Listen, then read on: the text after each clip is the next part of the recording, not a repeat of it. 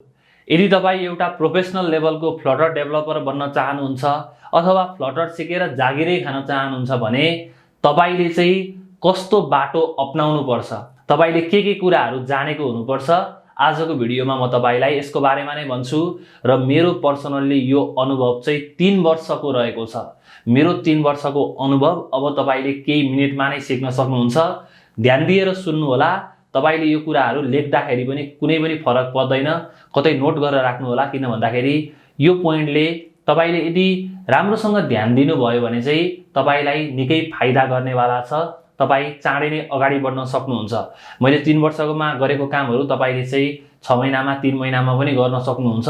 राम्रोसँग बुझेर गर्नु पर्यो, त्यो कुरा चाहिँ रहेको छ। र फ्लटर कसरी सिक्ने भनेर मैले फ्लटरको रोड म्याप तयार गरेको छु। आजको भिडियोमा म तपाईलाई यसकै बारेमा भन्छु। र फ्लटर भनेको तपाईलाई थाहा छैन भने फ्लटर भनेको गुगलले डेभलप गरेको एउटा प्लेटफर्म हो। र आजको दिनमा योबाट तपाईले एउटै कोड युज गरेर Android app, iOS app, web app, desktop app जे पनि बनाउन सक्नुहुन्छ। एकदमै फाइदा छ। नेपाल जस्तो देशमा एकदमै फाइदा छ। संसारभरि फ्लटरका डेभलपरहरू ग्रो भएको भइछ। लाखौं एप्लिकेसनहरू फ्लटरबाट बनेर प्ले स्टोरमा पब्लिश भइसकेको छ। मतलब अब तपाईको पालो रहेको छ। तपाईले बनाउने अन्त पछाडी तपाईले पब्लिश गर्ने। तपाई एकचोटी आफूले स्किल सिकिसकेपछि त जे पनि गर्न सक्नुहुन्छ। जब पनि गर्न सक्नुहुन्छ, फ्रिलेन्सिङमा काम गर्न सक्नुहुन्छ, आफै इन्डिपेन्डेन्ट पनि हुन सक्नुहुन्छ। त्यो कुरा रहेको छ। तर तपाईले सुरुमा सिक्ने बेलामा चाहिँ ध्यान दिएर सिक्नु पर्यो। गाह्रो हुन्छ सिक्नको लागि। त्यो गाह्रो चाहिँ सहनु पर्यो। त्यति कुरा मात्र रहेको छ। र फ्लटर सिक्नको लागि के गर्नुपर्छ? सबैभन्दा पहिला चाहिँ डाटको बेसिक कुरा सिक्नुपर्छ। यो डाट भनेको चाहिँ यो फ्लटरले युज गर्ने प्रोग्रामिङ ल्याङ्ग्वेज रहेको छ। यो डाट प्रोग्रामिङ ल्याङ्ग्वेज चाहिँ जावा जस्तै रहेको छ, सी शार्प जस्तै रहेको छ, सी प्रोग्रामिङ जस्तै रहेको छ। तपाईसँग अलरेडी जावाको नलेज छ, सी को नलेज छ अथवा सी शार्पको नलेज छ भने तपाईले चाहिँ यो डाट प्रोग्रामिङ ल्याङ्ग्वेजलाई सजिलै 1-2 दिनमा नै सिक्न सक्नुहुन्छ। कुनै पनि समस्या हुँदैन। तर तपाईसँग कुनै पनि प्रोग्रामिङ ल्याङ्ग्वेजको नलेज छैन भने पनि तपाईले यो डाट प्रोग्रामिङ ल्याङ्ग्वेजलाई चाहिँ सिक्न सक्नुहुन्छ। र यो सिक्नको लागि एकदमै सजिलो रहेको छ। तपाईले अनलाइनमा विभिन्न ट्युटोरियलहरू पनि पाउन सक्नुहुन्छ यसको बारेमा। र मैले टेक्नोलोजी च्यानलमा डाटको ट्युटोरियल अपलोड गरिसकेको छु। तपाईले त्यो ट्युटोरियल पनि हेर्न सक्नुहुन्छ। त्यो ट्युटोरियल पनि काफी छ। डाटको बारेमा जान्नुभयो भने तपाईको कन्फिडेन्स एकदमै बढ्छ।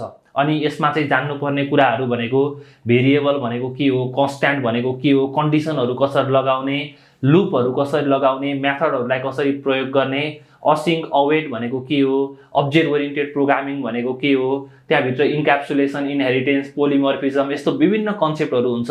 अनि कन्स्ट्रक्टरहरू हुन्छ, कसरी काम गर्ने, यो सबै कुरा तपाईले चाहिँ जानेको हुनुपर्छ। र यो डाट तपाईले सिक्नुभयो भने मैले अघि पनि भने तपाई फ्लटरमा चाहिँ एकदमै कन्फिडेन्ट हुन सक्नुहुन्छ पछाडी गएर। र अब कुरा आयो डाट सिकिसकेपछि के गर्ने त? तपाईले जब डाट सिक्नुहुन्छ त्यो पछाडी चाहिँ तपाईले फ्लटर सुरु गर्नुस्। र फ्लटर सुरु गर्नको लागि फ्लटर साँच्चै एकदमै सजिलो रहेको छ। तपाईले सोच्नु भएको भन्दा धेरै सजिलो रहेको छ। सबै विजेटको प्रयोग गर्ने हो। तपाईले चाहिँ बेसिक विजेटहरू अब आफ्नो कम्प्युटरमा फ्लटरलाई इन्स्टल गर्नुस्। अन्त पछाडी चाहिँ फ्लटरको एप एउटा बेसिक एप बन्छ, त्यसलाई रन गर्नुस्। अन्त पछाडी चाहिँ तपाईले बेसिक विजेटहरूलाई प्रयोग गर्न सिक्नुस्। म्याटेरियल एपलाई प्रयोग गर्नुस्, एप बारलाई प्रयोग गर्नुस्, स्क्याफोल्डलाई प्रयोग गर्नुस्, कन्टेनरलाई प्रयोग गर्नुस्। अन्त पछाडी टेक्स्ट फिल्डलाई प्रयोग गर्नुस्, टेक्स्ट फर्म फिल्डलाई प्रयोग गर्नुस्। यस्तो विभिन्न विजेटहरू रहेको छ।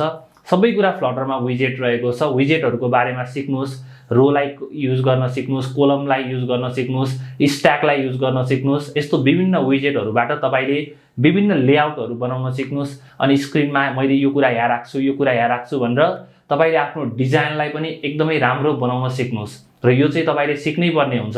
अनि फ्लटरको अफिसियल युट्युब च्यानल पनि छ। त्यहाँ चाहिँ विजेटहरूको बारेमा जानकारी दिइरहेको हुन्छ। तपाईले त्यो भिडियो पनि हेर्न सक्नुहुन्छ। अन्त पछाडी मैले टेक्नोलोजी च्यानलमा पनि फ्लटरको 11 वटा एप्लिकेसन बनाउने भिडियो राखेको छु। त्यस्तो भिडियो तपाईले कतै पनि पाउनु हुँदैन। त्यो भिडियो पनि तपाईले हेर्नु होला। त्यसले तपाईलाई 100% फाइदा गर्छ। र त्यो भिडियो हेरिसकेपछि तपाईले फ्लटरको बेसिक कुरा पनि जान्नुहुन्छ। र फ्लटरको बेसिक कुरा जानिसकेपछि चाहिँ युआई तपाईले बेस्ट बनाउनु भयो भने तपाईको एप्लिकेसन राम्रो देखिन्छ। तपाईको त्यो इम्प्रेसन पनि राम्रो पर्छ। युआईलाई चाहिँ तपाईले जति सक्दो मेहनत गरेर बेस्ट युआईहरू बनाउन कोसिस गर्नु होला। त्यसको लागि युट्युबबाट भिडियो हेर्नुस्, युआई को लागि कन्सेप्टहरु लिनुस्, नयाँ नयाँ कुराहरु सिक्नुस्, त्यो गुगलको पनि गाइडलाइन्सहरु रहेको छ, त्यो गाइडलाइन्सहरुलाई हेर्नुस्, तपाई अगाडि बढ्नुस्। युजर इन्टरफेस चाहिँ बेस्ट बनाउनु पर्यो, एकदमै राम्रो बनाउनु पर्यो, त्यो कुरा चाहिँ रहेको छ। अब तपाईले जब फ्लटरको बेसिक कुराहरु सिक्नुहुन्छ, आफूले गरेको प्रोजेक्टलाई चाहिँ शेयर गर्नुस्। आफूले गरेको प्रोजेक्टलाई फेसबुकको ग्रुपबाट होस् अथवा आफ्नो लिंक्डइनको प्रोफाइलबाट होस् अथवा ट्विटरमा होस् अथवा गिटहबमा होस्, जतासुकै तपाईले आफ्नो प्रोजेक्टलाई चाहिँ शेयर गर्नुस्। अनि तपाईले शेयर गर्दा तपाईलाई के फाइदा हुन्छ त भन्दाखेरि मान्छेले तपाईको प्रोजेक्ट हेर्छन्, हेरिसकेपछि चाहिँ सायद तपाईले गरेको काम देखेर कसैले तपाईलाई जबको लागि एप्रोच गर्छ, कसैले तपाईले गर्नुभएको कामहरु एप्रिशिएट गर्छ। त्यो कुराहरु पनि हुन सक्ने सम्भावना एकदमै धेरै हुन्छ। केही पनि गर्नु भएन भने केही पनि हुँदैन, गर्नु भयो भने या त हुन्छ या त हुँदैन, त्यो कुरा रहेको छ। त्यही कारणले गर्दाखेरि गर्न एकदमै जरुरी रहेको छ। अब तपाईले चाहिँ फ्लटरको बेसिक सिकिसकेपछि फंक्शनालिटीहरु सिक्नुस्, नेभिगेसन सिक्नुस्। अब यो फंक्शनालिटी भनेको तपाईले चाहिँ जस्तै क्याल्कुलेटरहरु बनाउनु पर्यो भने तपाईले दुईटा टेक्स्ट फिल्ड बनाउनुहुन्छ, एउटा बटन बनाउनुहुन्छ। अब त्यो बटनमा क्लिक गर्ने बेलामा त जोड्ने कुराहरु, फंक्शनालिटीहरु तपाईले सिक्नु पर्यो, कसरी जोड्ने, त्यो भ्यालुहरुलाई कसरी तान्ने, अन्त पछाडी कसरी जोडेर युजरलाई देखाउने, त्यो तपाईले सिक्नुपर्ने हुन्छ। त्यो सँगसँगै अर्को कुरा चाहिँ नेभिगेसन रहेको छ। नेभिगेसन भनेको चाहिँ तपाई फ्लटरमा एउटा स्क्रिनबाट अर्को स्क्रिनमा कसरी जान सक्नुहुन्छ भन्ने कुरा हो। विभिन्न मल्टिपल स्क्रिनहरु बनाएर एउटा स्क्रिनबाट अर्को स्क्रिनमा जाने तरिकाहरु सिक्नुस्, त्यसरी तपाईले काम गर्नुस्। त्यो सँगसँगै अगाडि बढौं, तपाईले चाहिँ प्याकेजहरुको बारेमा जान्नु पर्यो। फ्लटरमा तपाईले जे कुराको लागि पनि प्याकेज पाउन सक्नुहुन्छ। तपाईले स्प्ल्याश स्क्रिन बनाउनु पर्यो, प्याकेज पाउनुहुन्छ। तपाईले नेपाली डेटलाई इंग्लिशमा कन्भर्ट गर्नु पर्यो, प्याकेज पाउनुहुन्छ। तपाईले इंग्लिश डेटलाई नेपाली डेटमा कन्भर्ट गर्नु पर्यो, प्याकेज पाउनुहुन्छ। अनि तपाईले क्यामेरा प्रयोग गर्नु पर्यो, ब्लुटुथ प्रयोग गर्नु पर्यो, तपाईको प्रोजेक्टमा अडियो प्लेयरलाई हाल्नु पर्यो, सबैको लागि तपाईले प्याकेज पाउन सक्नुहुन्छ। र यो प्याकेज तपाईले प्रयोग गरेर तपाईको काम चाहिँ फास्ट हुन्छ, इजी हुन्छ। तर प्याकेज प्रयोग गर्नु भन्दा अगाडि चाहिँ त्यो प्याकेज कसले बनाएको छ, अनि त्यो प्याकेज चाहिँ ट्रस्टेड छ कि छैन, त्यो कुराहरु पनि तपाईले चेक गर्नु होला। त्यो प्याकेजको तपाईले सोर्स कोड पनि हेर्न सक्नुहुन्छ, कुनै पनि समस्या हुँदैन। प्याकेजहरु तपाईले प्रयोग गरेर चाहिँ आफू एकदमै फास्ट केही कुरालाई बनाउन सक्नुहुन्छ, त्यो कुरा रहेको छ।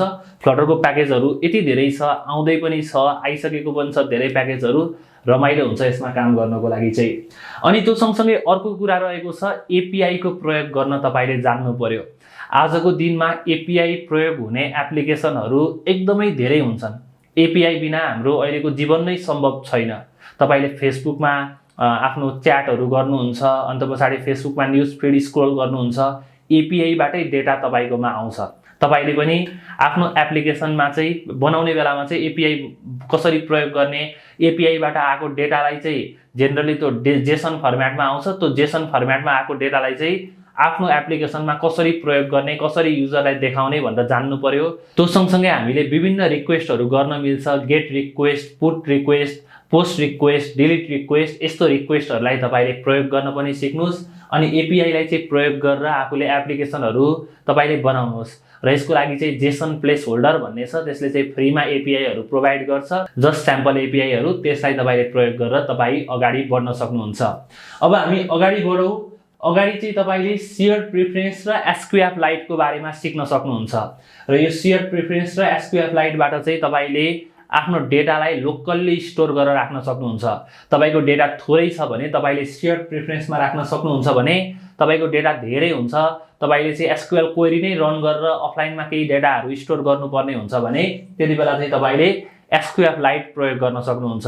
तपाईले अफलाइन एप बनाउनु पर्यो भने एसक्यूएलआइट बाट पुरै डेटाहरुलाई म्यानेज गर्ने, डेटाबेसलाई म्यानेज गर्ने काम गर्न सक्नुहुन्छ। र तपाईले फ्लटरबाट एप बनाउनु भयो भने काम सकियो, एउटा अफलाइन एप चाहिँ रेडी भयो, त्यो कुरा रहेको छ। अनि त्यो सँगसँगै अर्को महत्त्वपूर्ण कुरा रहेको छ, स्टेट म्यानेजमेन्ट तपाईले सिक्न एकदमै आवश्यक रहेको छ। यो स्टेट म्यानेजमेन्टले के काम गर्छ त भन्दाखेरि तपाईको फ्लटरको युजर इन्टरफेसको काम र लोजिकको कामलाई चाहिँ सेपरेट बनाइदिन्छ। त्यही कारणले गर्दाखेरि तपाईलाई एप बनाउन सजिलो हुन्छ, मेन्टेन गर्न सजिलो हुन्छ। र यो स्टेट म्यानेजमेन्टमा पनि विभिन्न सोलुसनहरु रहेको छ, जस्तो कि हामीसँग प्रोवाइडर भन्ने रहेको छ, गेटएक्स भन्ने रहेको छ, ब्लक प्याटर्न भन्ने रहेको छ। तपाईले सुरुवात चाहिँ प्रोवाइडरबाट गर्न सक्नुहुन्छ र र गुगलले पनि प्रोभाइडर सुरुमा सिक्ने भनेर रिकमेन्ड गरेको छ। यो कुरा रहेको छ। स्टेट म्यानेजमेन्ट चाहिँ एकदमै युजफुल टपिक रहेको छ र यसको बारेमा चाहिँ म टेक्नोलोजी च्यानलमा पनि अबको दिनमा भिडियोहरू लिएर आउँछु। त्यसको लागि पनि तपाईँ तयार भएर बस्नु होला। अनि त्यो सँगसँगै अर्को कुरा रहेको छ फायरबेस। फायरबेसबाट तपाईँले के गर्न सक्नुहुन्छ? फायरबेसबाट तपाईँले युजरलाई नोटिफिकेसन पठाउन सक्नुहुन्छ, डेटाबेसहरू प्रयोग गर्न सक्नुहुन्छ, मेसिन लर्निङको कामहरू गर्न सक्नुहुन्छ। अब जो sign in with Google, sign in with Facebook भन्ने अप्सनहरूलाई तपाईँले राख्न सक्नुहुन्छ एप्लिकेसनमा सजिलै। फ्लटर र फायरबेस भयो भने तपाईँले एउटा अनलाइन एप कम्प्लिट बनाउन सक्नुहुन्छ, कुनै पनि समस्या पर्दैन। अनि फायरबेसले चाहिँ अगाडि चाहिँ सुरुमा तपाईँलाई धेरै कुराहरू फ्रीमा प्रोभाइड गरेको हुन्छ। त्यो चाहिँ यसको अर्को फाइदा रहेको छ। त्यो सँगसँगै तपाईँले फायरबेस सिकिसके पछाडि एनिमेसन र कस्टम पेन्टरलाई सिक्नुहोस्। एनिमेसन सिकेर तपाईँले आफ्नो प्रोजेक्टमा एनिमेसन राख्नुभयो भने प्रोजेक्ट एकदमै वाउ देखिन्छ। कस्टम पेन्टरबाट तपाईँले आफूले चाहेको जस्तो युआई बनाउन सक्नुहुन्छ, त्यो तपाईँलाई फाइदा हुन्छ। यो कुराहरू सिक्नुभयो भने तपाईँलाई एडिसनल्ली फाइदा हुन्छ। अनि यो सँगसँगै अरू जान्नै पर्ने कुरा भनेको गिट र गिटहबको नलेज तपाईँसँग हुनु पर्यो। अनि त्यो सँगसँगै CI/CD को नलेज भयो भने पनि एकदमै राम्रो हुन्छ। लिनक्सको नलेज भयो भने राम्रो हुन्छ। यसले चाहिँ तपाईँलाई साइडमा एकदमै फाइदाको काम गर्छ अनि तपाईँले मजाले काम गर्न सक्नुहुन्छ। सिकेर त कहिल्यै पनि सकिँदैन र तपाईँले यो कुराहरू सिक्नुभयो भने चाहिँ तपाईँले जबमा पनि अप्लाई गर्न सक्नुहुन्छ, प्रोडक्सन लेभलमा काम गर्न सक्नुहुन्छ। यसमा कुनै पनि शङ्का छैन। र आई होप आजको यो भिडियो तपाईँलाई मन पर्यो। भिडियो मन पर्यो भने भिडियोलाई लाइक गर्नु होला, जतासुकै सेयर गर्नु होला। टेक्नोलोजीमा रेगुलर अपडेट हुन चाहनुहुन्छ भने यो च्यानललाई सब्स्क्राइब गरेर बेल आइकन थिच्नु होला। म तपाईसँग भेट्छु अर्को भिडियोमा। जय नेपाल।